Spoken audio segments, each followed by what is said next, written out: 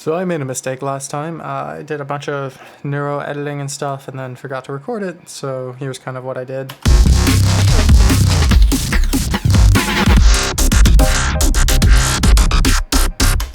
And specifically, I worked a lot with this neuro bass section.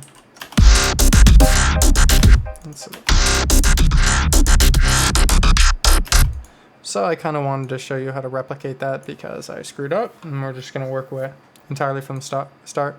So really the first step of the equation is that you have just some vocals you record in, and mine sound like this.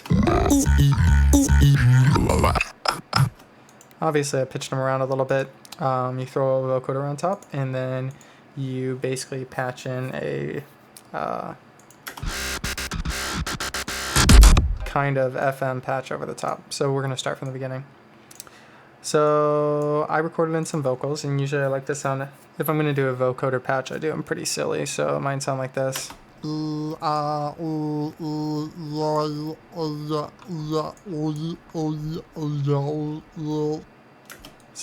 I'm just going to kind of start isolating sections, and, you know, I pitch them around a little bit just so they have kind of more funkiness to them. So that's kind of funky.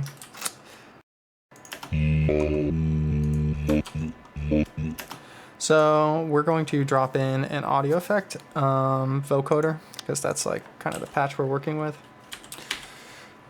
Because we're trying to make those Skrillexy sort of, you know, vocoder type basses, and let's just hear what it sounds like kind of with some basic pitch tracking on. And we're going to expand the number of bands and expand the range of the vocoder effect.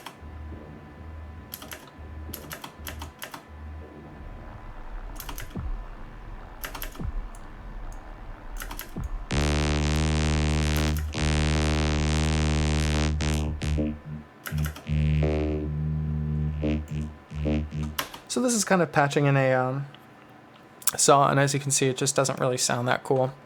So we're just going to drop in an instance of FM8, and I know that I've been using all Ableton plugins, but and you could be using other plugins like basically anything you can make a vowel bass in, but I just happen to sort of like the sound of FM8 better for vocoder type basses. It's probably because I've heard, you know, so many Skrillex songs.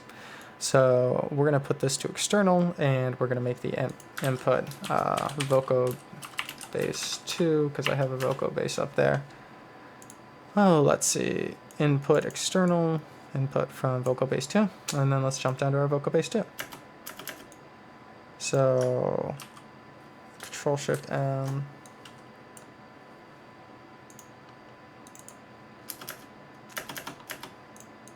A lot of these vocal bass patches I've been doing sort of through envelopes and things, but this time I'm going to take a slightly different approach and map everything to a macro and hand automate things, because it tends to work better for this sort of patch. So let's go in and start modulating things. So the basic idea, so I drew a picture because I thought it would be nice. The basic idea of our FM basses is that we have something clean, and we're pitching in a triangle wave and a noisy harmonic, and sometimes we're patching the noisy harmonic into the noisy triangle wave and doing all kinds of things. And FM8 really kind of opens up those types of possibilities. So let's see. I'm gonna make it loud. Loud, everything is loud. So it's nighttime, I'm trying not to talk too loudly. So let's make that triangle, I guess. And mapping this to this. Yeah, sounding about right. Let's turn down the pitch.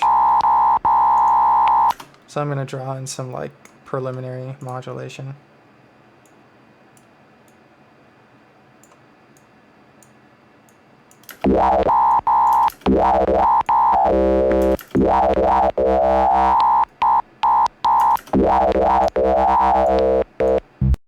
Alright, let's map these up. For reference, these formants are those harmonics that we were talking about in the very first part of this tutorial series. So it's good to kind of mess with those.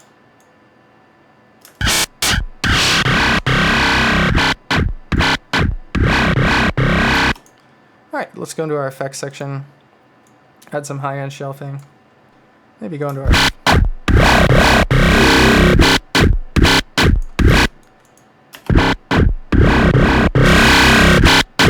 So that's sounding pretty cool. And then we go into our chopped vocals, and all we do is silence this and kind of see what we got.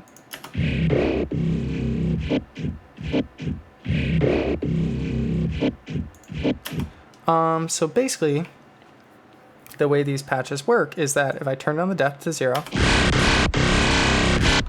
I'm sort of getting like the maximum amount of that patch possible.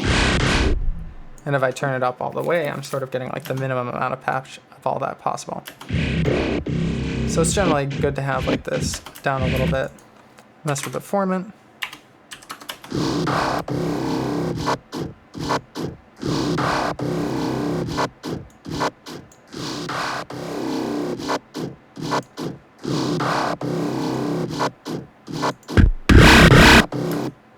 So I think I need just like a little bit more harmonics because it's just sounding really flat. Go in, drop like an instance of EQ8 in here. So we can see that our high end isn't quite saturated enough.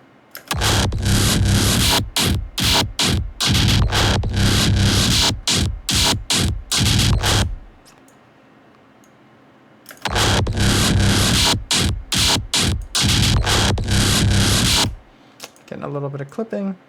You can see this gain staging clipping. Let's kind of get in some instances of saturator. So let's see. So I like to modulate the depth amount to kind of like bring in more and less of like the vowel sound. So let's see.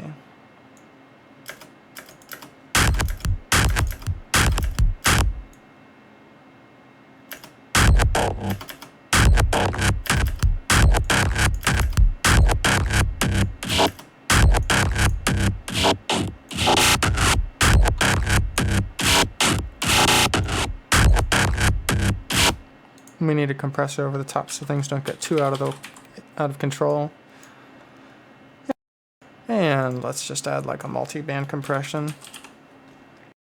Alright, let's do like one more thing and put like a speech enhancer in front of this, which sometimes helps. So probably not exactly what you expected, considering these are so Skrillexy sounding, but since I was doing a different tutorial, I kind of wanted to try starting with some different vocal samples, i.e. these guys. Yeah, I just kind of wanted to play with those guys and see what happens, but honestly, so like if you're looking to do something more Skrillexy, you just kind of sing it in the vocoder more Skrillexy, and that's all it really takes.